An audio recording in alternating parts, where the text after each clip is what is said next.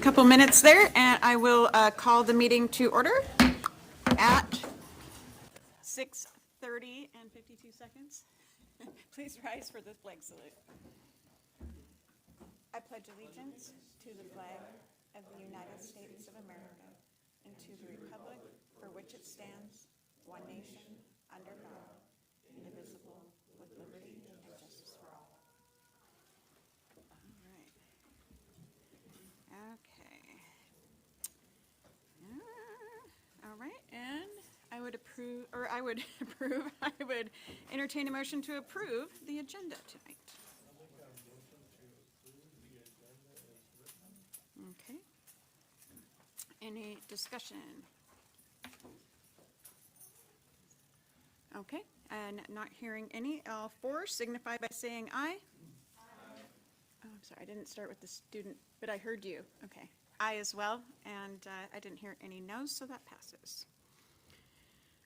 Okay, and we have a public comment. Would It Rob? has to be later because it's a non-agenda item. Okay, we can do that. Yep. Okey doke. I'm gonna pass this. Sit it right there. Okay, and we are on to our student board member comments. What do you got for us? There is wrestling senior night tomorrow at the community gym. Come support. There is the fourth annual talent show coming up. Auditions are, I think, in January. There's basketball games going on for both boys and girls. Bowling is doing really good. We have our party tomorrow before break. And I think that's really it. And we were just talking, and I know I was aware of this, but she reminded me that there's only a girls' team, and I hope maybe a boys' team, because my son really likes that. I know. I thought it would be like It's a Title IX thing, so Yeah. we have more. There are some sports we only have girls' teams for Yeah. to balance out some of the big participant sports for boys, because Yeah. you have to have balance in the number of students who participate, so Yeah. there probably won't be a boys' bowling team. But the girls wrestling team has boomed. I think there's like 30 plus girls. Very Had cool. a lot of success. Yes, we have a state champ, That's- Sadie Evans. Yeah, So- yeah, wow. That's so cool. Yeah. All right. Board well, thank you. President, could you get people to turn on their microphones, please? I am on, I'm on number 5. Is that okay? You're fine. Okay. Mine's batteries are dead. Here, can we share? Is that gonna work? We'll do that. Okay. And I'll be louder too, okay? All right. Okay, moving on. All right, so, all right, then we're down to our consent agenda, and I will entertain a motion to approve the consent agenda. I make a motion to approve the consent agenda tonight as presented. Okay, is there any discussion on that? Okay, I'm not hearing any. I'm going to start with our student board member. For or against that? Aye, okay. And for the rest of the board, signify by saying aye for it. Aye. Okay. And not hearing any opposed, that passes as well. I did want to point out, which I probably should have did before, establishing a club. The hockey club, if you look at the, how much energy was put into that, if you open it up, there's like writing here and then writing here and they signed it here, and they were just very, very gung-ho about that, so it was cool. I'm excited. Okay, and now we are moving on to the election of the new board president, where I will call for a nomination right now for the board president. I make a motion to elect Eric Youngberg as our board president. Okay, and then this is to serve a 1-year long term, and I don't think we do a second on that, do we? Is it a second? Okay. Do I have a second for that? I second that. Okay. And then you have to call for, are there any other nominations? The what? Ask if there are any other nominations. Oh, yeah, of course. Okay, and are there any other nominations? Okay, Not hearing any for that, then I take a roll call vote. I'll be starting with Arla, and can our student participate in this one? Yes, but it is a advisory vote Of course, only. of course. Okay, so we will start with a roll call, and that means that we are one by one and not all at the same time. So I'll start with Arla. Yay or nay? I vote for Eric Youngberg, yay. Okay. Yeah. Yay. Yay? Okay. Yay. Yay. Yay. Yay as well. Yay for you. And do you accept the position? I accept the position. Okay, then I move this over to you. And I don't know if it needs a second for the vice, right? It does? Oh, okay. But now he can do all that. You get No, to elect. because. Yes, the there's nomination no second must for have the a vice second. because you nominate and it needs a 3 call for the vice. It still needs a second. But no need for a second on the second one, on the vice one. I think it needs a It still second. needs Is a it? second. Oh, yeah. okay. Yeah. On the agenda, it said it. Oh, Yeah, as- So we'll go with that. And Sorry then for you the do- discussion. We only do this once a year. And then the roll call vote, that's why you say who you vote for. Yes. In case there's more than one Right. nomination. Yes. Okay. So can I nominate now that I'm just? Well, I- when- once he royalty? asks you to. Oh, okay. I just wanted to ask that So before I I'm not. will make a motion to, or listen for nominations for the vice president of the board. Okay, I am going to nominate Nick Thomas. That's my nomination.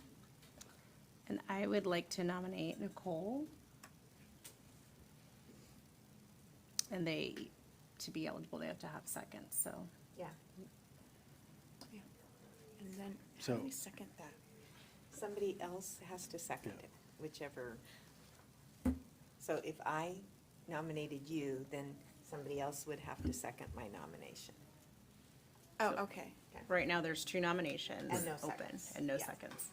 okay. So I will provide a second for Nicole. Okay. You can second yourself. I'm good. No, I mean, I'd be more than happy to serve in the position, and I look forward to doing that someday, but if Nicole's already been seconded, then I'd be more than happy to support her and serve in any capacity, so. Okay, Okay. then we'll move to Nicole. I accept. Well, no, let's, You have so, to vote first. Now we have Yeah, we to, have we'll take a roll call vote, starting down there with Arla. I vote for Nicole. Nick? I vote for Nicole, yay. Yay. Yay. Yay. I vote for Nicole as well. Leanna? Yeah, I vote for Nicole as well. Okay. Okay. Nicole has been elected the new vice president. Yay. All right, moving on to the superintendent update. All right, I just want to start with a quick note. At our last board meeting in November, we had an analysis of behavior data from all of our buildings, and the board noticed particular concerns with the data as reported from Hawkins Elementary School, or Hawkins Middle School. Since then, the district leadership team has been working with the Hawkins leadership team and providing some support to them in working with the building instructional leadership team to take a look at what can be done and how they can improve that data, better support kids, and make some changes. So we will have another report later in the year, and we expect to see some strong improvement from Hawkins and continued improvement from all the buildings. So I wanted to make sure we noted that at the beginning of this conversation. And the next thing that's part of my agenda is we are going to talk a little bit about an update to our affirmative action efforts in hiring. And our new Director of Human Resources, Nathan Fitzpatrick, is going to share some data with you about that. I'll be right there.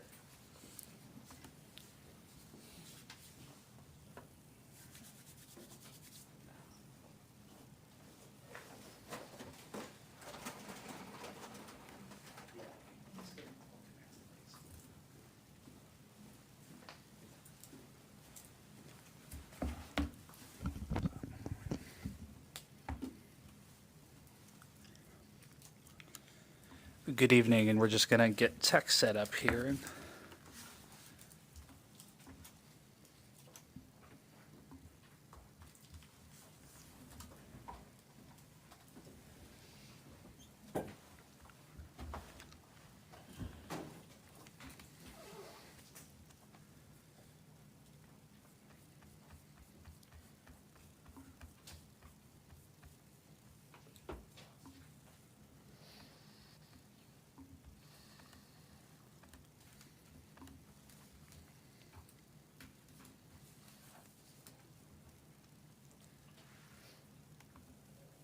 All right, I'm being connected, should be screening You here. got this.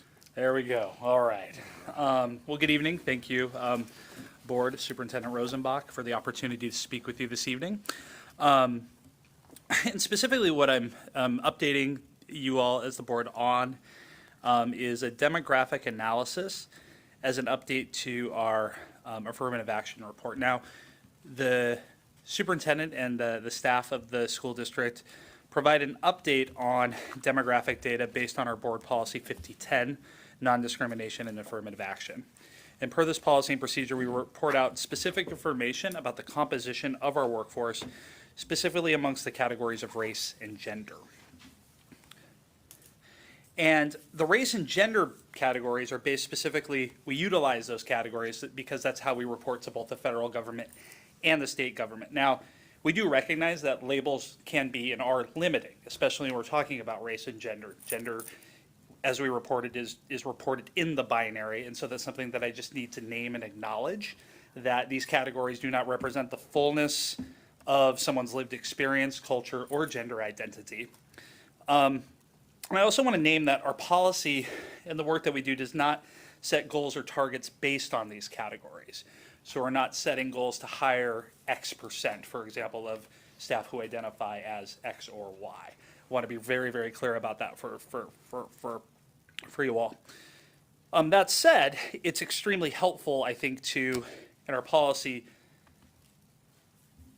charges us to provide this data because it does give us a really helpful look into how we are representative or not of the community that we serve.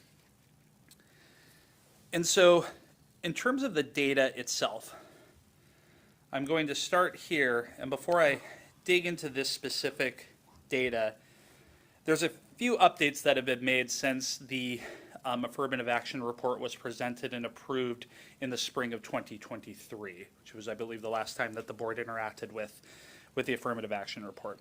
And our current affirmative action plan runs from 2023 to 2027. In the update to the data, we've included staff who identify as multiracial into the person of color category. So any staff member who identifies with 2 or more racial identities is included in the person of color category. Can I ask, are they counted like twice or more than once for the different races? They are not. They're just counted under multiracial? Yeah, they're Okay. just counted once, that's right. The grain of the data, I get really geeky about this stuff, so throw something at me, please, if I start to talk too much about it. But there are, when we hire someone new to the district, we ask them to disclose, based on these categories, their racial identity or what race they identify with. And then, in addition, per federal state policy, there's a do you identify as Hispanic, yes or no? And so someone can identify with a racial Right. identity as white and Hispanic. And in that case, we're not double counting there or counting somebody as white. We're saying they're Hispanic in the data. Hispanic, Yeah. So the other piece here is that this represents employment data pulled from the 2014-2015 school year up to October of this school year. And it's also important to note that individuals in this data set, if they worked for us for even like a week, they're included in the data set. So that's just another piece to note, is that no data is perfect. We're taking a broad approach versus a dipstick in time approach. And the this school year's data will continue to change as the school year progresses. So it's fairly dynamic in that sense.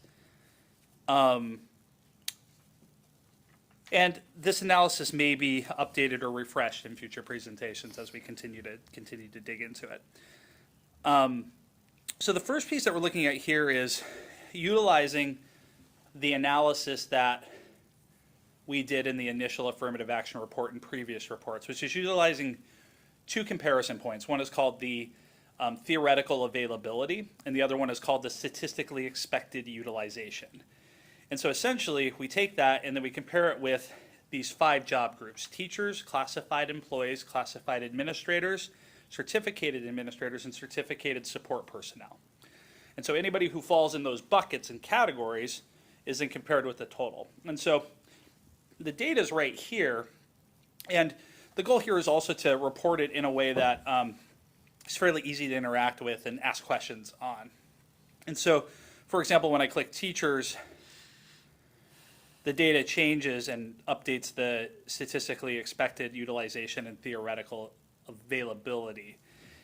If the number's positive, that means that we're not overutilizing, because that sounds like we're doing too much. That's not the case. We're above what the statistically expected utilization and theoretical availability are. Both of those metrics are defined in our affirmative action plan. They're based on census data from Mason County, from the 2010 census. At the time the plan was developed, the 2020 data was not available at the time. So the 2010 data utilizing that. So can you explain that, sorry, in a little bit more layman's terms? Something like, so on our chart, 7.4% difference from statistically expected utilization. Mm-hmm. What does that mean? We have 7% more than you would statistically expect from the population in North Mason. That's correct. So Okay. at the top of the table, the statistically expected utilization in a workforce in Mason County from the 2010 data was 4.66%. And so People of color. people Okay, identify as a okay. person of color, yes. And so we, as of October of this year, 11.8% of all of our staff within all job groups currently identify as a person of color. So the difference between those two I see. numbers. Okay, is 7.14. And essentially clicking on each of these is a filter for each of these categories. What does theoretical availability mean, though? Yeah, so theoretical availability is the, I'm actually going to reference the definition in our affirmative action plan as well, so I don't.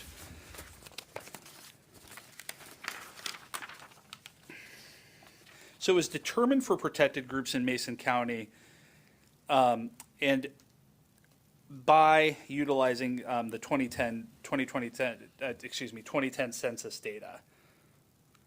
And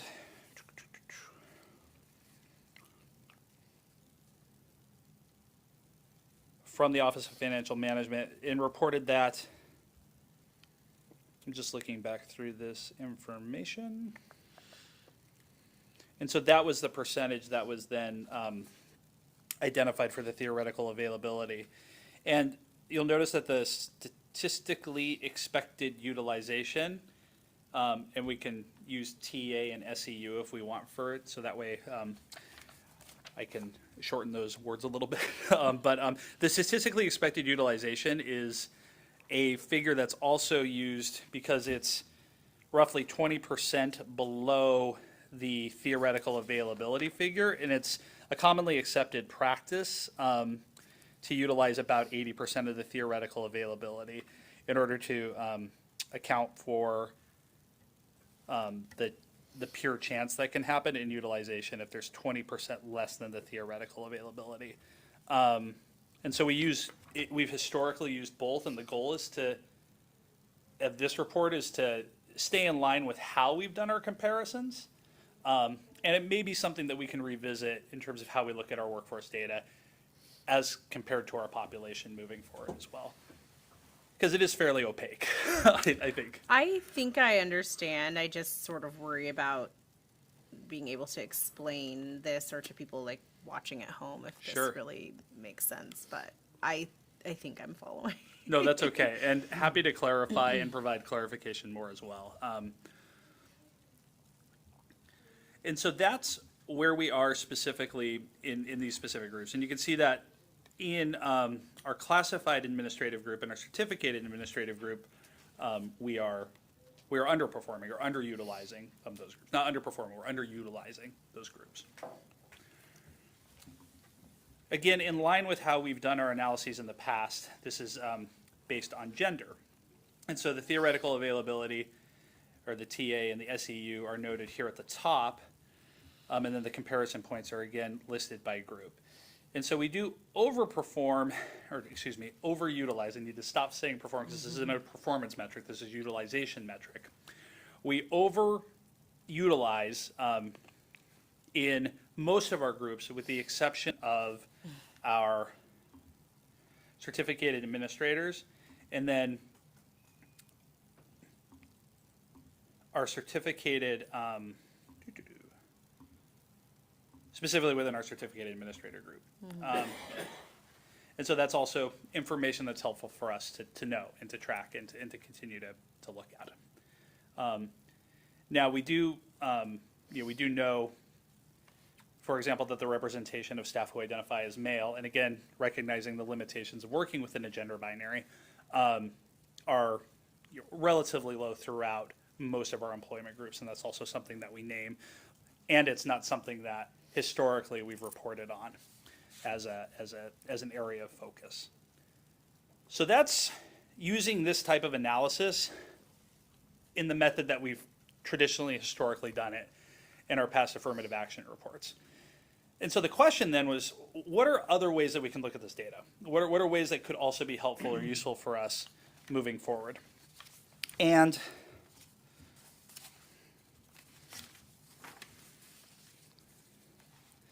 I think one of my favorite tables, because it's pretty simple, is this one. So I think in terms of data that I'm hoping is the most helpful for all of us as a group. So my intent in this presentation was to follow the template that we've utilized in the past, and then perhaps propose different ways of looking at our staff demographic data, right? So what we see here, and it's really these line charts, is we're comparing the demographics of our students over time, compared with the demographics of our staff over time. And we've had just about, or near, let's see what the data point says, in the 2015-16 school year, and this is from the OSPI school report card or district report card, 28.8% of our students identified as a person of color. And that percentage increased last school year to 40.6%. So we've seen a pretty dramatic shift within 10 years of the racial demographics of our students. We have seen a gradual rise overall of our staff who identify as a person of color. And when we look at specific groups, so for example, a common comparison for groups is our certificated staff, our teachers and our certificated support personnel. So this includes our school nurses, school psychologists. One other caveat I do need to note about this data, this does not include contracted staff. So if we're contracting through an outside agency for school psychology support or school nursing support, they are not included in this data set. And that is a limitation that I recognize. So this just looks at our certificated staff, and again, we can see a similar trend. The smaller the group, the wider the swings, because the N is smaller, the comparison point is smaller. But we can see that there is a gap. This is not unique to North Mason School District. It's not unique to public education in Washington State. It's a reality for just about every school district in our state that we have a lot of work to do in terms of attracting candidates who identify with the backgrounds of our students into the education profession, into whatever field it is. And I think that this data for all of us, for our district as well as our community, can be helpful to continue to engage with, so we can work collaboratively on strategies to help ultimately ensure that our students see and identify with school leaders and educators who look like them, who come from their background. Because the research says that it's important, but I think we all know in our hearts that it's important as people who work in this field. And so that is all that I have right now from this. Are there any questions?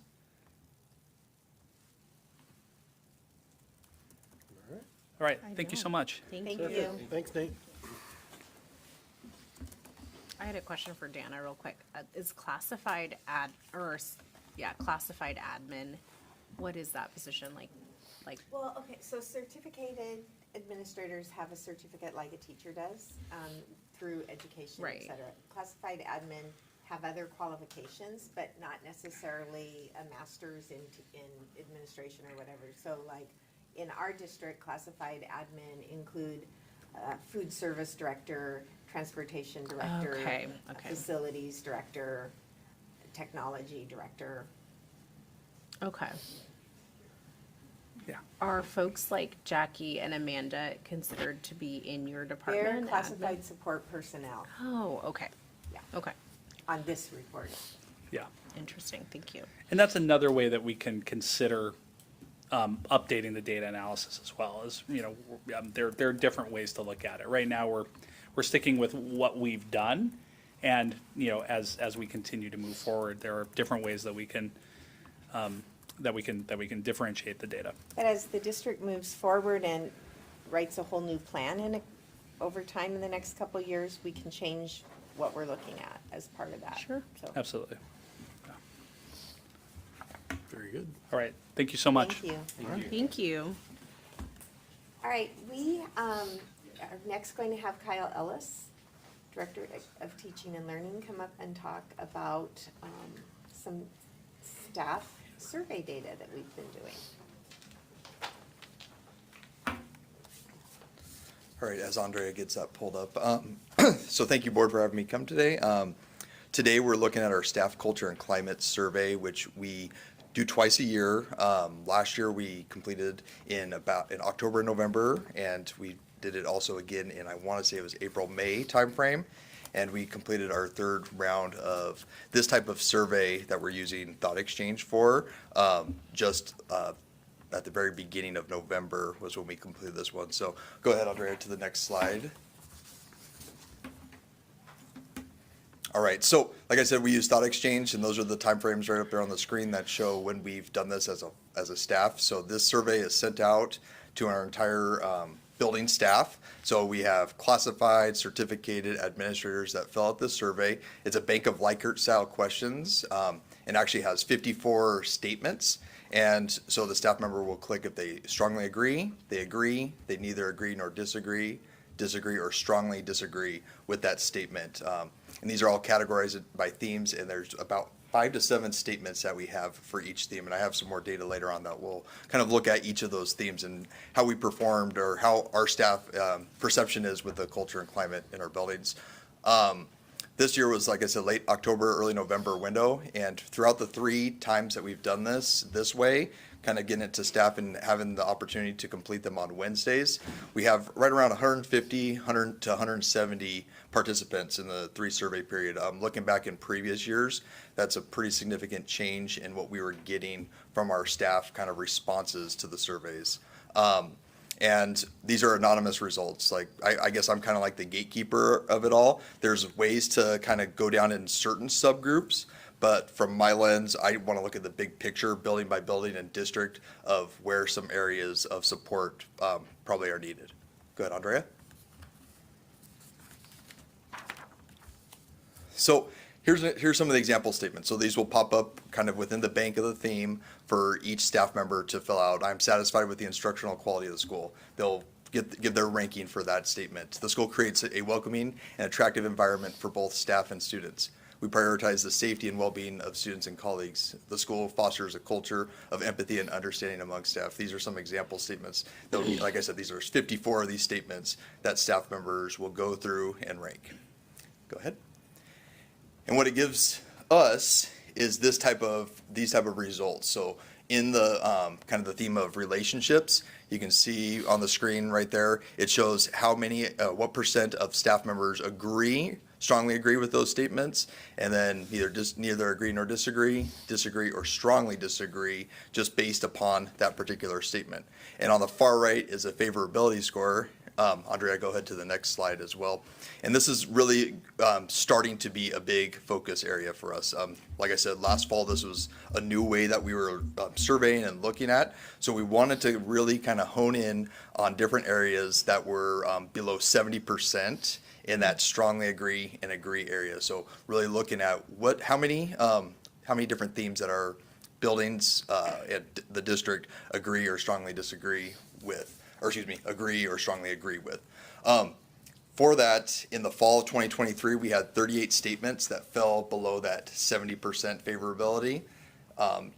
Spring 2024 was 34 statements, and in our most recent survey that we had, there was 22 statements that fall below the 70% kind of favorability threshold that we created. So I think that there's been some work kind of around those surveys and some action planning that went around from last year going into this year as well. So hopefully I think we're starting to see some of that positive impact. And Andrea, if you go to the next slide, this one really puts it out there for everybody to be able to see what it looks like for each of those themes. And so what I did was I broke it down by each of those categories, plus or minus the average from what we saw in fall 2023 to this most recent one that was done last month.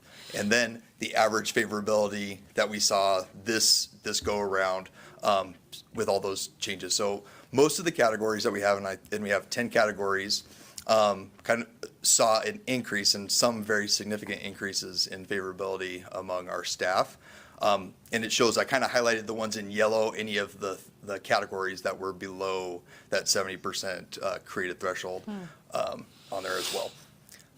The one area that went down was cultural competence, and so that was a bank of about 4 or 5 questions that relate to training and using within like the teaching and learning, and it went down 3.6%, but you can kind of still see our staff perception around cultural competence still is relatively high for that average, for the average favorability as well. Something to note on here, as kind of a district and building teams, we've really tried to focus the last year on the instructional environment and discipline. Those have been 2 areas that we've spent a lot of time with our principals and then with our building leadership teams on really trying to strengthen those. And we were really proud to see the type of increases we've seen from staff perception in both those areas. Go ahead and go to the next slide. So, certain statements that just stood out to me. I'm actually going to go from the bottom up here. The very first one, and that's more of a personal one because it directly relates to my job. We have access to sufficient teaching resources and materials. It's a 61% favorable and 17% disagree or strongly disagree with that statement. That is it's a pretty significant increase. I think it was 14% from fall of last year, but it's one that's my personal statement because that's something that we just want to keep improving, making sure that our staff has the right resources to best serve our kids. And then the next one as well, students are actively involved and motivated in their learning. Once again, a pretty solid increase, up to 54% favorable. And really, it's not that big of a disagree or strongly disagree. There's a lot of our staff that are kind of in the middle right there. They neither agree nor disagree. So how do we continue to get our students engaged in their learning? The school actively promotes a positive and supportive emotional culture, and I feel a strong sense of belonging to the school community. Those really tie in with the school building culture and climate. Once again, pretty solid increases on them, but something that we always want to strive for to, get across that 70% threshold and have all of our staff feel that strong sense of community. And the one at the very top, there's a reason it's at the top on this. It's the only statement that I could find out of the 54 that, if it wasn't already high, actually stayed the same. This one was really low in our staff perception. Parents are actively engaged in school-related initiatives. It was at 26%, 26%, and 27%. So it's been at the exact same line of favorability. And I had some questions about it because now I'm a parent in the district and I attend some of these school-related initiatives. And when I go to elementary conferences, they're packed. We almost have 100% attendance at our elementary conferences. When they do like a reading night or a STEM night or any of those nights, those are packed. I got to attend the middle school and the high school conferences. We had a lot of families engaged in that as well. So it's really kind of thinking, okay, so our staff perception is that our parents are not engaged. That's what it shows right here, or it's at least not a strong favorability yet. But why is that? Is there something that we can do that better promotes, or is it more like we create a rubric that says, is it 3 kids in the class of 25 that the families aren't engaged in? So we don't agree with that statement. That's just something I kind of wanted to dig into, because when I am out there and see, I do see a lot of our parents engaging in different pieces. And are we offering enough for families to continue to be engaged? So Go ahead, Andrea, to the next one. Just some additional district and building action plans. We did a lot of this work last year with our building principals. We've started just by sharing the data. The first step was getting the data out to all of our building administrators. Some of them have started working with their building leadership teams on really analyzing and trying to action plan around some of the big statements that they're seeing, some of the same ones that we saw up there as well. We have a family staff survey that I was hoping was going to come out either today or tomorrow. It's already done. We just need to get it out there on Parent Square and keep that window open for our families and be able to compare and contrast some of the different themes and see staff perception versus our family perception. Like I said, providing more district opportunities for families and students to engage in district-related activities. I think while we do have quite a few that families can engage in, there's always opportunity for that to grow.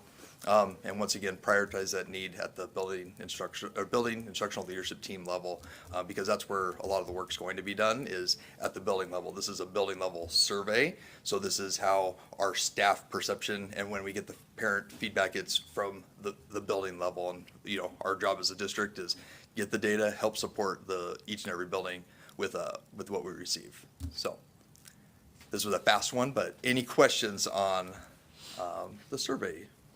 I just really appreciate all of this data, and from the presentation before, I'm with that one that you were delving into, this parents Yeah. are actively engaged. Are you having conversations with staff about what it would look like and feel like to have? Not yet. Yeah, Like this okay. was like the first step was like Yeah. really kind of seeing it and going, okay, now we got 3 in a row. Like Yeah. it's Like the why? one that really just stayed stagnant all the way Mm-hmm. across, because even the category that it was in increased. So it was just that particular statement has stayed the same. So it's really kind of trying to, like you said, find out I maybe- what it means. Wonder if even like a different phrasing of the question would.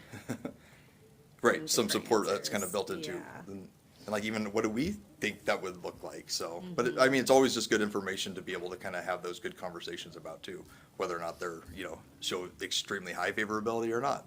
We still get to talk, okay, maybe we just need some more opportunities for families to come in. You've got 5 engaged parents right here, so I'd be curious to hear more about that. Yeah. And Kyle, on that one, as the keeper of the data, are you able to see kind of by school Yeah. how that reaction was? And so I break it down so that the buildings have that information Yeah. for their building. So that's really all that's shared with building administrators and building leadership teams, is they have the information for their building. And I don't need to necessarily see it right now, Yeah. but is it kind of even across the board? For that Or do you particular see- statement? Yeah. Yeah. Almost identical. Okay. Wow. It was, I would think, and I say that, I believe the secondary is a little bit lower than the elementary, but it's Yeah, not but a not significant, statistically nope. significant. Nope. Okay. That's curious. Yeah, it was definitely one of the building leadership teams at the elementary, that was a statement that they were diving into Okay. as well. Yeah, okay, thank you. Yeah. I don't want to say that one is more important than the other, but looking at the category breakdown Yeah. slide, some of these things seem like physical safety, bullying, Mhm. emergency readiness and management, seem like it would sort of bleed into like an HR. Yes, there's some pieces in there that they kind of cross different paths. The one I was actually thinking of taking off, and it's not because when you put it up there, bullying, that sounds like, it's actually talking, it kind of goes in line with like the relationships and emotional safety. Because it's not student bullying, like how the phrases are, it's more along just Correct. Staff like in workplace within the staff. So after 3 of these, I'm thinking that category might be blended in with another one as well. So are conversations had with HR or share this data, or it's just? The data is shared with HR, like we usually kind of go at the cabinet level, and if there's something that like rises to the top, then there's those pieces that would, need to be addressed, but that happens to be like one of the stronger categories in how we're looking at it too, so, yeah. On your results example, it's killing me. What was the filter that was applied? That was just the whole district. Oh, okay. That's the whole. Instead of any- individual buildings. Anything I'm sharing up here is the whole It district. Doesn't, Yeah. like even matter, but I just, when you can't click on what was the filter, I always see Yep. that. Oh. I kind of hold that key. So yeah, that was, everything I shared today was just the district level. Okay, very cool. Yep. Thank you. And, sorry, another question. So, do the questions, are they all kind of broad in the sense of colleagues and staff, or does it actually say like school administration? Or It does, Okay. and I'm the only one that can disaggregate it, and if there's too small of an N size, so say like there's one counselor at a building, I'm not gonna be able to dig into like what that counselor answered on every single piece. So Yeah. there has to be a certain amount of N size for that to kind of populate. So we kind of group like teacher, K2 teacher, 3-5, 6-8, 9-12, and it kind of goes along that way. So then it says like administrators, paraeducators, all the different categories, yeah. All right, thank you. Thank you. Very good, thank you. Thanks, Todd. Dan, you are up.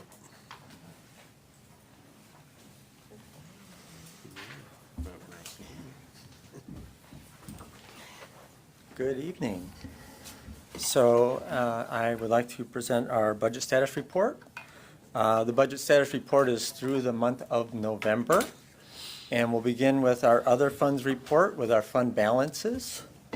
Beginning with the capital projects fund, it ended with a balance of $293,531. That's a $925 increase over the previous month. The debt service fund ended with a balance of $845,274. That's a decrease of $2,282,272. And if you remember, I mentioned last month that we would be paying for our voted and non-voted debt. So we had a payment that we made on November 30th, and this reflects that change. Our ASB fund balance was $417,713. That's an increase of $586. And the transportation vehicle fund ended with a balance of $628,307. And that is an increase of $2,561. Next, we'll move on to our attendance report, our enrollment report, rather. Now, this is our December enrollment. We do enrollment at the beginning of each month. So our 2024-25 revised enrollment, and Andrea, if you could scroll down, please, or go to the next page. Thank you. So our revised enrollment is 2,283.55. That includes Running Start, but it does not include TTK. And you can see on the chart, on the graph on the left, in the red, our original budgeted enrollment was 2,357. So since we made that change in enrollment for budgeting, we've been really close. Our actual enrollment has been very close to that. So our December FTE, including Running Start, was 2,286 students. And then, well, to be more specific, 2,286.26. And the average for the year is 2,285.33. If you count our TTK of 34 students, our total enrollment is 2,320.26 for the month of December. And now let's move on to the general fund budget status report. Again, through December. And we'll pause for a moment. That's it. Thank you. Okay, very good.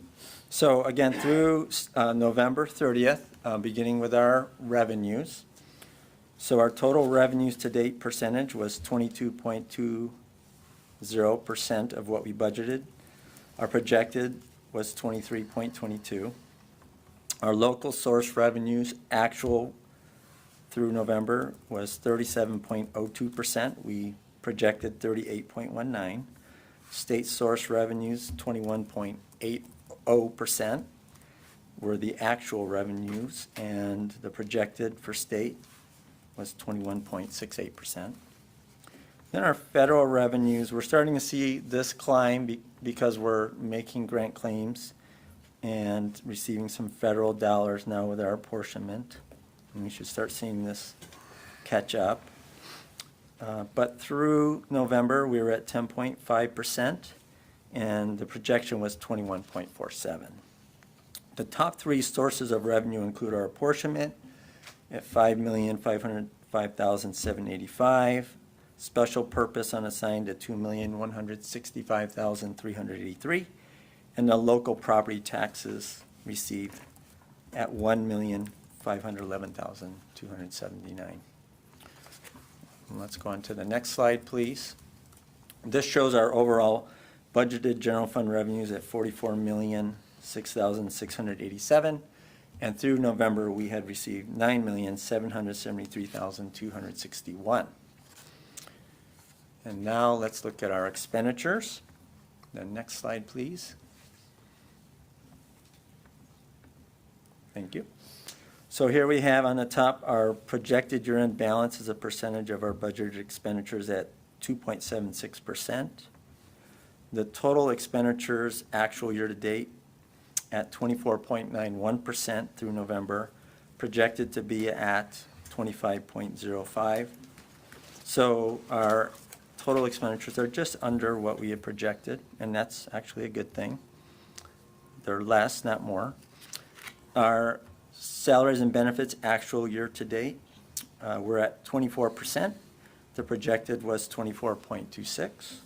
And for basic education through November, we were at 24.72%, projected 25.40. The top three expenditures through November include basic education at $5,065,865, district-wide support at $1,788,074, and special education at $1,269,848. And the next slide has the big picture. Our budgeted expenditures are $44,524,338, and through November, our expenditures totaled $11,091,180.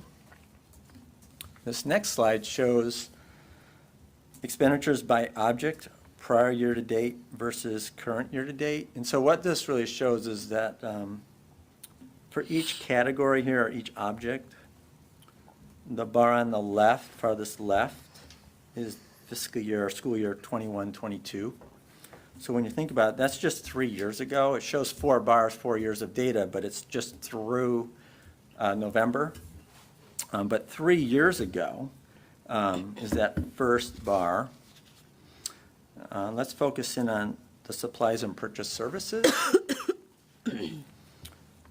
Those fall under what we call MSOCs, materials, supplies, and operational costs. And to see that change over time, it's about a little over $300,000 in supplies difference between this year through December and 21-22 through December. Purchase services about $700,000 different, higher this December compared to 21-22. And I call attention to this for a couple reasons. One is our district, as well as many districts around the state, almost probably all districts, are experiencing changes in their MSOCs due to inflation, increased utility costs, increased costs for insurance, increased costs for contractual services. This is one of the priorities that the Washington Association of School Business Officials is calling out and trying to advocate for increased funding from our legislators this legislative session. And this is an area that's really been impactful for us because it's really hard to predict and determine some of these rising costs. So when you look at supplies and purchase services together, in 3 years, there's $1 million difference that is really causing us to think about how we can manage that. So we're doing everything we can to minimize costs and cut costs in these areas. The next slide, please. Yeah, let's go with this one. We are skipping a slide, but I think I've already really talked about those. So let's just go on to the next one. Thank you. So this one is just focusing in on special education in particular. This is another area where WASBO and other leadership groups around the state, K-12 leadership groups, are requesting more funding to be more true to what our actual costs are. So this shows our special ed general apportionment allocation at $4,626,333. Through November, our revenues were $1,017,793. Our expenditures exceed those, and that's not an unusual thing. It's because of the way our funding model is, and also it's because we do have some additional costs with some of our high need students and whatnot, and we will be applying for what's called safety net at the end of this year, well, in the spring, and then we receive that money in the summer to make up that difference for those costs that exceeded what our allocation was due to high need students. Our IDEA Part B grant is under review right now at OSPI, and soon we'll be receiving those dollars. That's not an allocation per se. We are given an approved amount, and then we make claims each month, grant claims, to get a reimbursement for those. So we'll be seeing those pretty soon. I would anticipate probably our January or February at the very latest, we'll start seeing some figures in that row right there. And then the final page here shows our month-end balances. Through November, it's actual, so our beginning fund balance at the beginning of the year was $2,705,032. The budgeted 24-25 year-end fund balance is $2,204,491. And our November month-end fund balance was $1,083,757. Do I have any questions? I was gonna have you highlight something, Dan. So during the bond meeting, you spoke to rising insurance costs. Can Yes. you highlight that, like what we've seen over the past year? Because that kind of leads to the part you were talking about, some of our Yes, ticket services. our insurance covers for liability for all kinds of things that you can imagine, from cyber attacks to vehicle accidents to injuries and accidents that happen to humans, as well as damage to our buildings, from fire, flood, et cetera. So our premiums have been rising significantly over the past 3 or 4 years, from 3 or 4 years ago in the $200,000 range per year to last year being mid $400,000 to this year over $700,000.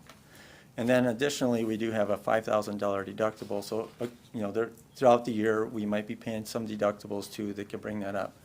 Plus, there's a broker, Propel Insurance, that we also pay a brokerage fee that's around $30,000 a year. And so we're well over $700,000 currently. And then each year when there's a percentage-wide increase, let's say 10% or 20%, that percentage is applied to a greater amount from that current year. So a 10% increase when we were paying $450,000 was a lot less than a 10% increase when we're paying over $700,000. So it's exponentially growing each year. So this is a huge problem for school districts, and it is also one that all the leadership groups are calling out as an area that the legislature can help school districts by giving us a greater apportionment to be used specifically for our insurance, or increase MSOC so that we can designate some of those MSOC funds to help us out with our insurance costs. Perfect. Anything else? Thank All you, right. Dan. Thanks, Dan. Thank you. And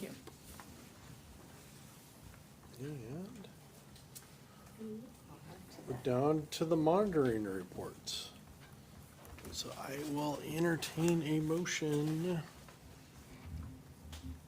to approve ER5, the budget execution.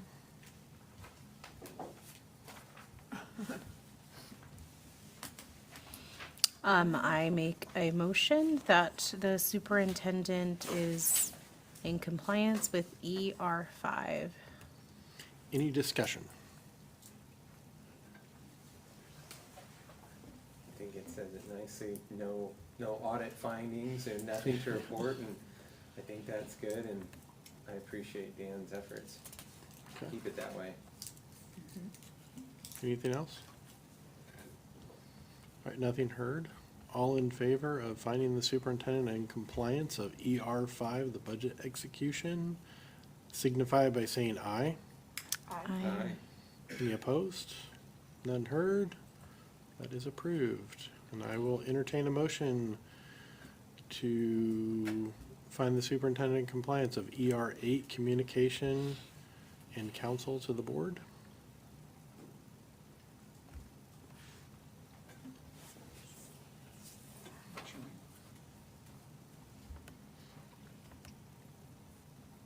I move that we find the superintendent performance to comply with ER8, communication and counsel to the board. All right. Any discussion?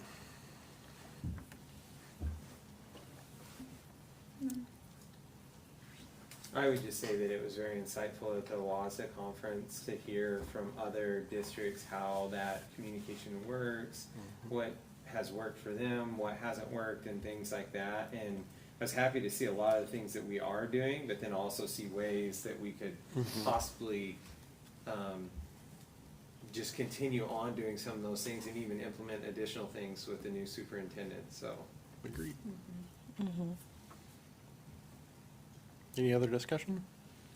No, just, in this last week, I was in a conversation with another board that I'm on and was commenting about how nice it is that we get these weekly updates from Dana, even though sometimes I cringe when I see your phone number on Friday, but yeah, and I was using that as a model for how other executive officers might interact with their boards.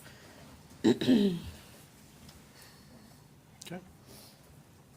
All right, all in favor of finding the superintendent in compliance of ER8, signify by saying aye. Aye. Aye. And if- Any opposed? All right. And That I passes. mentioned that when we are Oh, yeah. voting to, I know, I did that too, so I just wanted to point it out just real quick.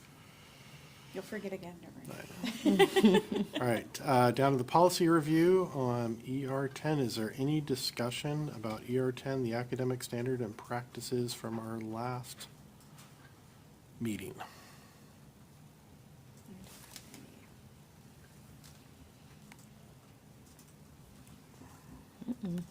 Okay, hearing none. Move on to the adjournment. First up is the public comments. I don't need it, I already know. Okay. Rob? Actually, great, this is a letter to the board. Oh, very nice. Yeah. Okay. Is that, moving that one? All right, good evening.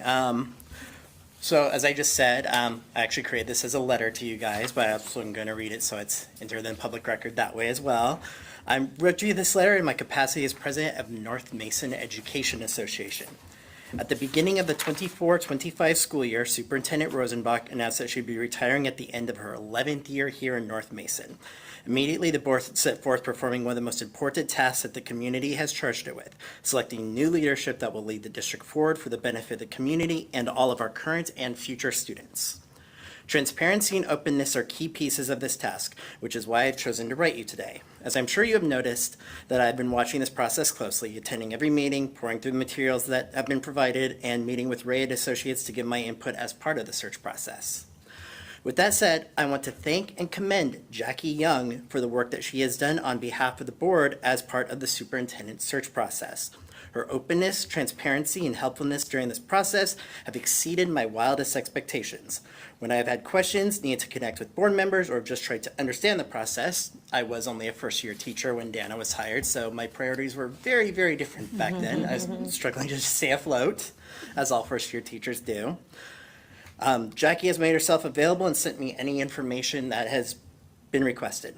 Her continued helpfulness and her dedication to doing the work that is asked both by the board and other groups throughout this process have truly helped to make the superintendent search run smoothly for those groups with an ardent interest in the results of this search.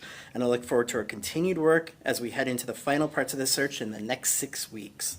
Thank you, Jackie, for everything you have done and continue to do. Here, here. Thank you. That's really great. Thanks, Rob.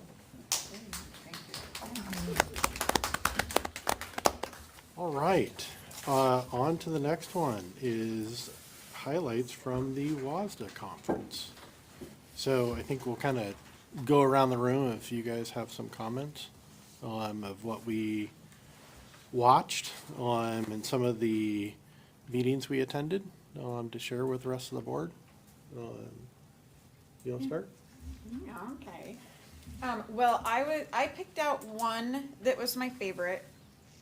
There was a lot of different ones I got into that I jumped back out because they were a little bit misleading in the beginning with their titles, so I moved around a couple times. But the one that I stuck with the whole time was called Bites and Snacks, and his name is James Lehman. And if we ever get a chance to bring that man here, he has a way of connecting people, just pulling you out of the crowd. He had kids in there. I mean, kids because they're younger than me, but they were students, were in there, and they were engaged, and they were yelling out, and they were so happy to be there. And nobody was. In the beginning, you sat down, and people were glad to be there, but they were all quiet and waiting for it to start. And when this guy blew it out, he talks about the name or the little breakout blurb here. It says, learn strategic and impactful ways to maximize and increase student voice in your schools and communities, utilizing AWSL's proven strategies and approaches, empowerment, and voice. And he had some really cool charts and breakouts, and they did a lot of work of asking kids about what they wanted the most and what they felt the most. And it makes me cry when I was in there, but they want to be seen and they want to be remembered was one of the biggest things. And I'm like, I asked my kid that. I go, does that matter to you? And he was like, I would have never even thought to ask that kind of question. And he was like, yeah, I guess so. And I guess everything now, when I look at him, everything he's doing at school, he's doing something to be remembered and not just seen or acting out. He wants people to remember who he is, So I thought that a lot of the stuff that he brings was just amazing. So that was my favorite one. It was really, and I didn't sit down the whole time. I stood the whole time. Usually I'm a sitter. So it was pretty neat. So Very good. yeah. Very cool. So I had made notes to myself to download the presentations and send them to you all, but haven't done that yet, so I apologize. I will get to that next week. But I went to the one of the pre-conferences, which was the law conference, and every year it actually changes topics as to what's sort of the legal question or debate of the day. And so this year it was focused on transgender students and athletes, and some of the tension that's happening between state law and districts. And then they also broke down possible changes in the federal administration that may be happening, and just overall like how it works at the federal level. So that was really interesting and informative. I went to a session about bond planning for obvious reasons, and it was great because the district that was presenting didn't pass their bond, but it was more of like lessons learned. Here's what we did wrong. Here's what we wish we would have done differently. Here's how we think you should approach it if you find yourself in specific situations. And then a lot of it was communication tips, right? Like how to, who was it that said layman's terms, are like how to vocalize things, the education speak when we're speaking to our community. And then I went to a supporting school leaders session that really talked about different strategies, and since we'll be starting with a new superintendent soon, I thought that might be an important jumping off point for all of us. And then the last one that I want to talk about is WIAA. I know I'm not the WIAA rep, but I know a little bit about how the organization works, and I wanted to learn more. And so that was super informative of how they break down, and especially how they vote, because there are some very important amendments that have been presented by districts to WIAA. And so it was great to have the executive director break down the possibilities of those either passing or failing. So it was only my second WASDA conference, but gosh, you just learn so much and you get so hyped. So glad I went. Absolutely. Very good. Nick? So this was my first WASA, so I went to the boot camp, which was good. For those of you that don't know, it's basically an introductory crash course. It's kind of before the WASA conference for everyone else. But I was amazed at how many things changed my perspective of school board, of superintendent work, everything. The boot camp was just amazing just for giving the groundworks. I mean, we talk about professional development for our staff and for everyone, but this was really, WASA really is professional development for us to help us to better understand how we can support the community and work with, hand in hand with the superintendent. So it was greatly appreciated because it just felt so enabling and important in our development. One of the things that I went to was superintendent evaluation. And that really surprised me. I went in there thinking, we have a new superintendent coming along. We need to know how to evaluate and provide them feedback. And it was really eye-opening to me because I haven't always been, as an outsider looking in, I haven't been a big fan of policy governance. I didn't understand it. I didn't see the benefits. I kind of felt like it was restricting us. But when I saw this from the evaluation standpoint, I was like, wow, this is, just from this evaluation standpoint, it is worth its weight in gold for establishing a cadence of how we can break down and can have constructive feedback from our president to our superintendent, from our board to our superintendent, to prosper and continue on as a community. And I will say it changed my perspective. From something I saw as a negative, I saw all of a sudden as a great attribute that we have. The other one that really opened my eyes was I went to one that was purely focused on McKinney-Vento. And I was so grateful to have gone there because, again, I had certain biases or previous understandings based on my learning experience. And so to go in to better understand what that encompasses, to take that overall breakdown and see how that covers North Mason and just how much it applies to us and how many cases we have that people might not see it as homelessness, but it truly is homelessness and students in need and things that we're doing to help them. And then we actually had a follow-up presentation specifically about that from our administration, so it was great. But it was just so good, again, from a professional development standpoint, to see just the many ways that we really can be more than just the check signers and be more than just the people that listen to the feedback. So I loved it. So Yay. Thank you. Yeah, I find WASDA to be very inspiring. And I also think it's great that we get to have such varied experiences and that there's 5 of us, so we can bring back different, we really branched out and looked at different things. I'll talk about, I really liked the supporting school leaders, and I really wasn't aware about the challenges facing principals today and how that compares to 30 years ago. It was just great food for thought. It was so interesting and informative, and really helped me to better understand what work it needs to be done on an advocacy level for, the state to support, mentorship and training for our principals. The other 2 that I want to highlight, because one thing I just find interesting about WASDA too is the networking piece and really getting to see how other school districts, what they're going through, what their dramas that they're having. And so I went to one about, so neither of these, I don't want to scare anybody listening. I didn't go because I think this is about to happen here, but I went to one about reducing staff. And that was Yakima School District facing major cuts. And then I went to one about school closures for the Wenatchee School District. And what I liked about both was, the way that they shared their communication tools and their strategies for how to talk to their own communities about this, because in both instances, they knew they would have blowback. And it was just inevitable. And yet, the CFO, the superintendents, they all had great attitudes about it. And I just found that really refreshing and good to see.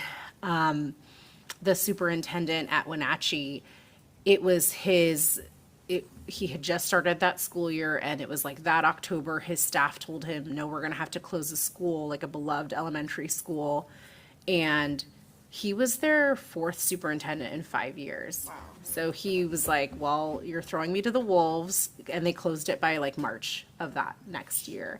So they were on an accelerated path, but both of those presentations shared slides and just like, and really it's about over communication and like, people are going to twist what the school district has to say. They're going to create their own narrative about why you're doing what you're doing, because these are emotional topics. And they both demonstrated like, well, how to keep your head above the fray and really try to like stay on message about, well, this is what needs to happen for the benefit for the long haul and for the benefit financially of these districts, even though, the union might not see it, parents might not see it, students might not see it, but, the board has higher obligations. So those were compelling stories to me. No, and I agree that the Yakima superintendent and his entire staff, it was stunningly amazing to see how their presentation was and how they turned a negative into a glaring positive within their district. Of everybody was really doom and gloom and it's so bad. And I think, what did he say? There was only 3. Yeah, they hired back They like hired almost back all the staff almost that all they the staff riffed, that but they had let go, but but it was it had amazing. yeah, to it had see. turned into a huge media maelstrom. Like it went way bigger than the work that they had to do to get the media back on board, to get the union, to get the parents. It was wild, yeah. It was really, that was an amazing story. And I'll say the other part is meeting a couple vendors that were there that definitely opened my eyes about a few things. One of the school security individuals that I met, I was really impressed with some of the technology and some of the stuff that he was talking about. So I look forward to anything that comes of that. But past that, I enjoyed everybody here that attended. It was really nice to be able to sit down and have some food and discussions. And like all of you said, meeting some of the other board members, superintendents, and staff that was there from other districts, really being able to understand from the other districts of what they're doing really helps you really kind of understand where we're at, which is, I think, a good place. So, okay. Before we move on to our, the next one, I just took my glasses off.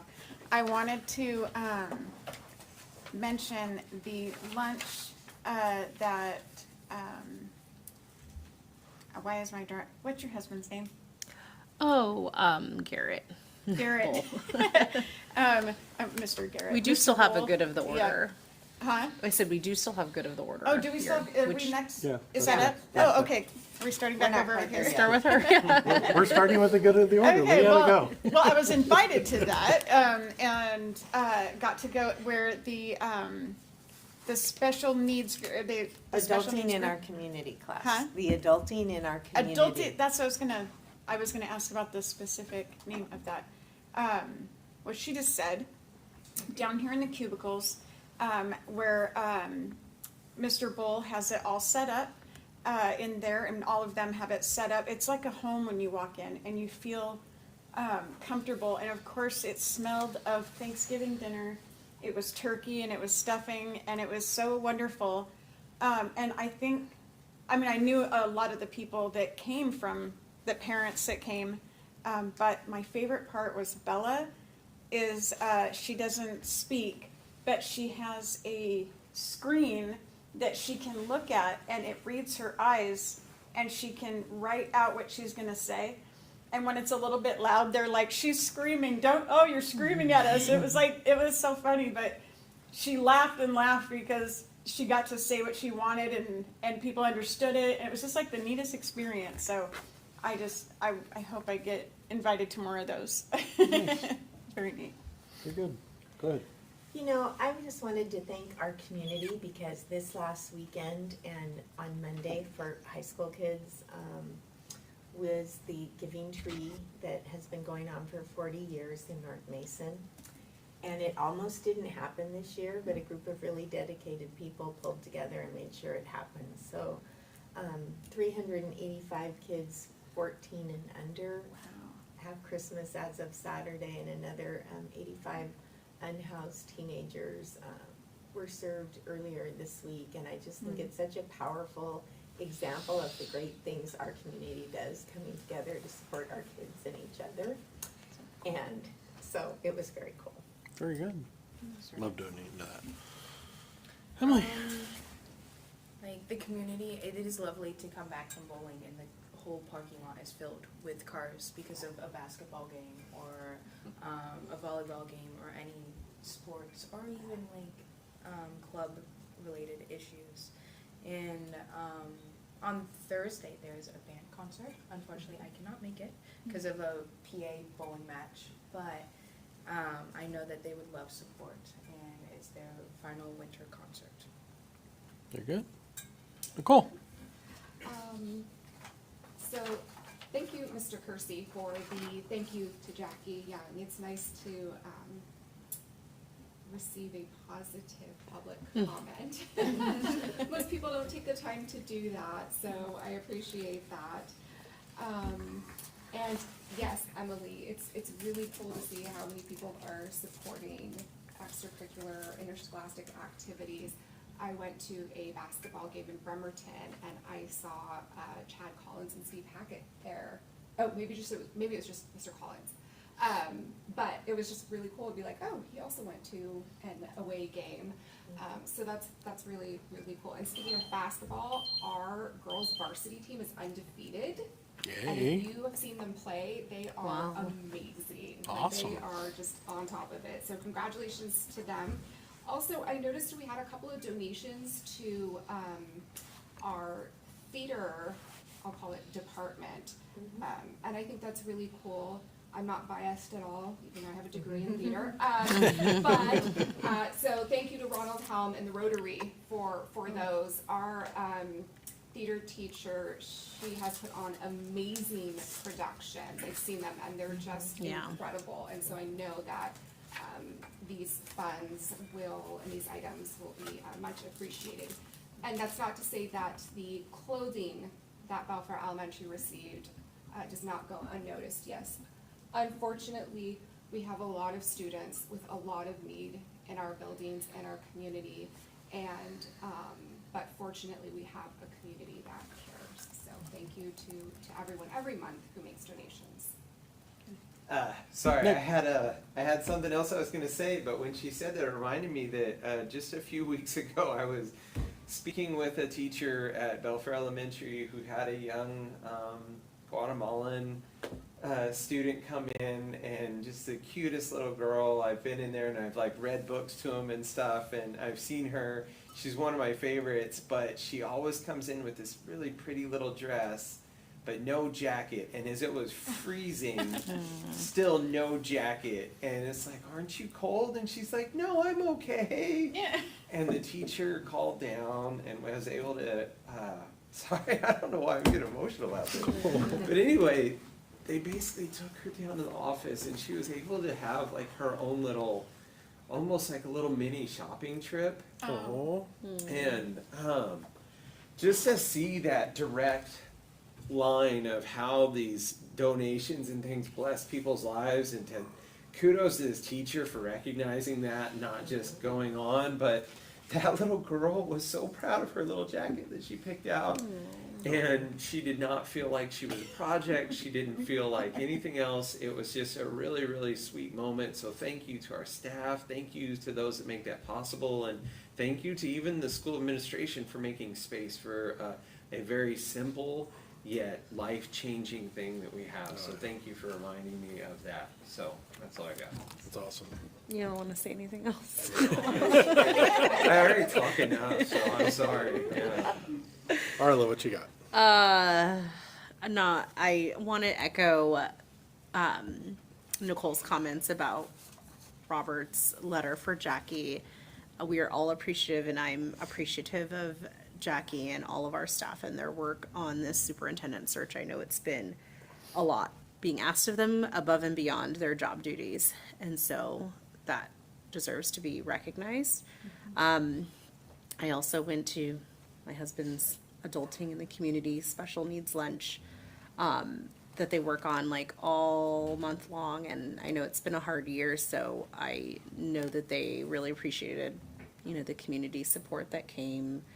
Amanda did a great Facebook post about it, if you guys want to check that out, and she kind of called out a lot of the different folks who stopped by for that meal. But yeah, I don't have anything else.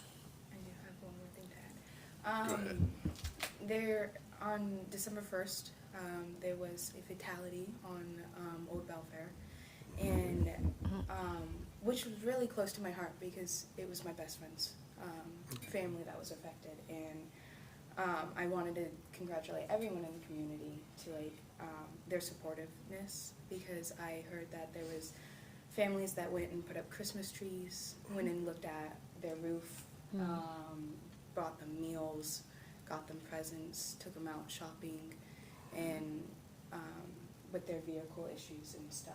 And I just wanted to say that their family appreciates it very much. Oh, that's great. And regardless if you know them or not, they love the support and the feeling of helpfulness that they got.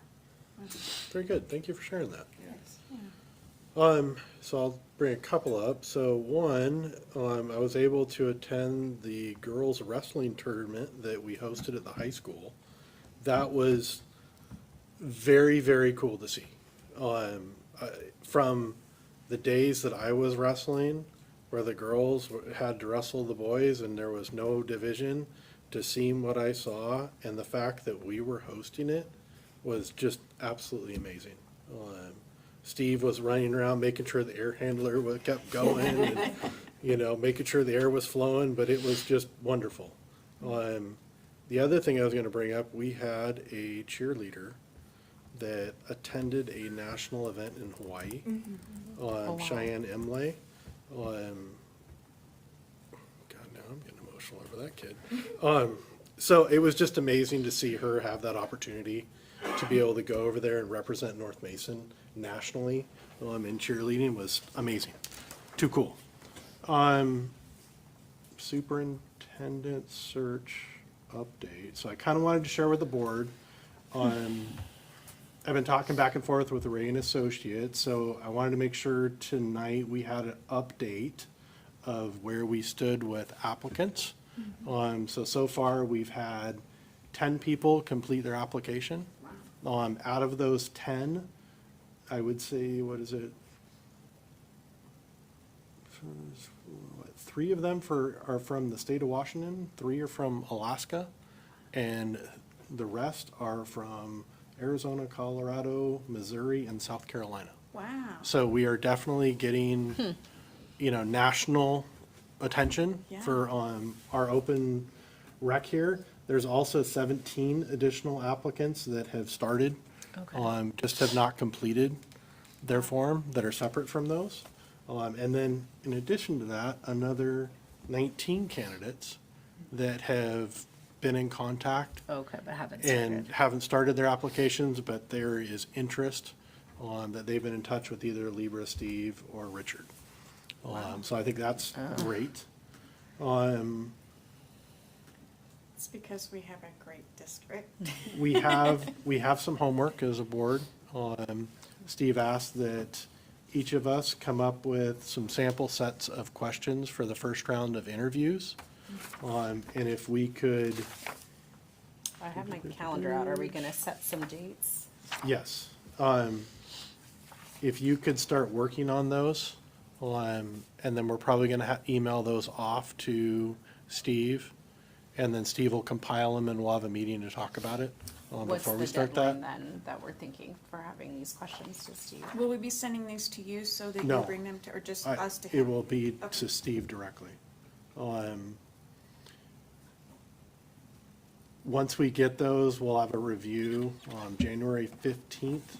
We need to have a meeting So to when do we need the discuss. questions to him by? January, I'd say that first week in January.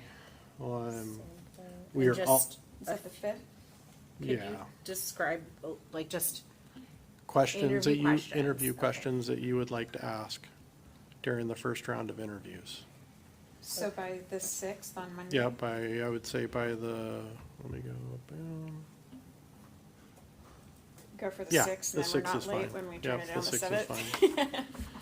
Also, that week, we need to have a study session that we can set up with Jackie. the week of the sixth? The week of the 6th. So, I don't know what availability everybody has that week. But we're gonna need to sit down and discuss some contractual stuff, schedule stuff for the second round of interviews, and how we want that to look. The week of the sixth, I'm open Okay. every day. Every evening. I'm open from the sixth, seventh, eighth, ninth, and,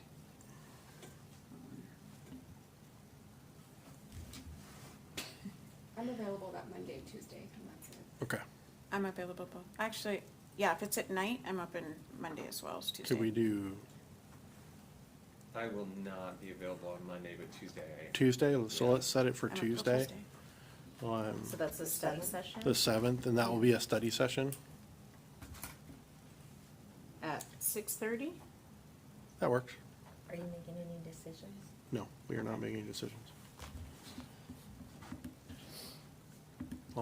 That's more of just to go over, and provide it. When they close the interviews, the only people right now, Steve and his group, have what's available now. Once that, they will go into and give each of us, on the board, specifically the link to look at it. And then we'll go from there. So, yeah, And so, and then you said the 15th? yeah, the first round of interviews, he's aiming right now for setting those for starting the week of the 20th, to start the first round of interviews. Okay. So we just need to leave that first meeting on the 15th to that's where we'll make some decisions as far as kind of reviewing, and it's gonna be a quick turnaround when we see that for us to review all the data. So that will be a special Coming in. board meeting on the 15th? Yes. Okay. I weirdly had it, yeah, in my planner, and that's funny, because earlier today I was On like, the why what does day? it say in-person school board Fifteenth, we're doing meeting? the seventh and the 15th? Yes. And then a regular board Community meeting. conversation planned for the 15th. Do you want me to reschedule it? Yes, please. Okay. Yes, please, because this is, What time we've is- got to hit these You've got to hit these dates to dates, try yeah. to, And that's Keep very us on flexible, track. so we haven't started reminding people yet. What so time we'll is the just change special that meeting? date. 6:30? 6:30, we can do Okay. that as well. That, or the same, they're I Yep. think we briefly talked about that. And then on the sixth, we're having have our questions into Steve. Yep. Okay. So that's for January though, 7th, 15th, and then 27th, or do we need Or to make? 20th. The week of the The week of the 20th. We will not have times and dates for the week of the 20th until we get the candidates I to get try what to you're figure saying. out schedules Are and you all trying to that. say keep that Keep that kind of open for whoever can. evenings Says or? Evenings. School board meeting. What? We have a board You're gonna be meeting. in She has a board meeting. Oh. during that week. Should Yep, schedule she it. does. We'll schedule around that. So, but just kind of look at that week right now and kind of tentatively look at that, Yeah, to start going through that interview session. okay. Block for And that would be like a round 2 interview or round 1? Round one. Right, okay. Round two will determine, right, when we go through round one, if we determine we want to, there's some strong candidates we want to move to a second interview, that's when we move to the second interview. That's what we need to talk about format-wise of how we want that second interview to look. And go through that. I think all of us, from what Tim explained to all of us love that idea. It's really coming up with that format and where do we want them to hit, which groups do we want them to hit, and how do we want their day planned Yeah. for that day, and how do we want for the actual interview that we do with those individuals, how do we want that to look? Do we want that here? Do we want that? Yeah. Right. With, Where do we want to fit that in within their day? For the ones, so they are gonna filter down this, say we Yes. get, okay, They will do an initial filter, Uh-huh. right, based on all of those meetings that we had with the community, right, the survey results, right, all those things that we talked about last board meeting. They will put that on a filter for those Right. individuals and then present us the people that met that and criteria. those are going to round 1 and we Right, those are interview going to Okay, round one. Okay, Right, and then round two will be what we determine from there. seeing each other a lot in January. Yes. It's gonna be one of my resolutions, so that's good. So, but that is all of the updates. I know it was a lot there Great, from that. excellent. So, board self-assessment, Leanna, you've got that. Sorry, I'm putting the alert on my last one there. Okay. All right. My wonderful, I feel like I've been skipped a few times. I feel like I haven't done this all year. All right, I don't think I have, but, okay. So here we go. All 5 of us are here, and here is the general meeting behavior. The agenda was planned to focus on the real work of the board. The board followed its agenda and did not allow itself to get sidetracked. Board members prepared for and contributed to the meeting. The meeting proceeded without interruptions and distractions. The board's deliberations and decision-making process were public. Participation was balanced. All participated, no one dominated. Members listened attentively, avoiding side conversations. Work was conducted in an atmosphere of trust and openness, and meeting participants treated each other with respect and courtesy. And I thought I would make a quick mention on the part that we learn as, I learned in the new board member and still through board meetings is being prepared for the meeting, reading ahead of time. I think we've been learning, I think I still learn to be prepared means to read things ahead of time. I still go, oh, I have to do this, and I get into it, but I think we get better each meeting. So all of these I count as satisfactory. And then down to our governance principles. Were these principles followed? Okay, and so this one is board actions occur at the policy level rather than at the operational level. The board reviews policy about each topic before discussing that issue. In writing the additional policies, the board starts with a broad statement and becomes more detailed in a logical and disciplined sequence. The board minimizes time spent monitoring past performance. The board routinely dedicates time to reviewing, improving its own process. The board clarifies priorities and values when considering potential outcomes, beneficiaries, and costs of outcomes. The board follows an annual calendar based on a plan for doing its work. The board chair helps the board efficiently conduct its meeting, and welcome to our new board chair.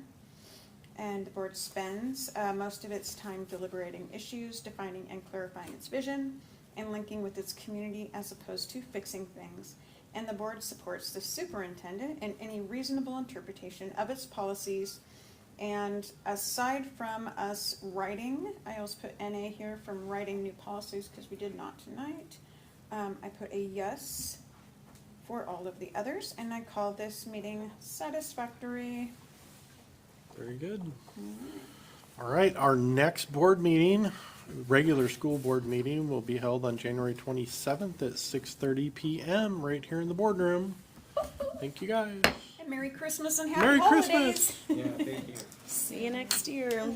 Woot woot, oh yeah, next year. Maybe if you want-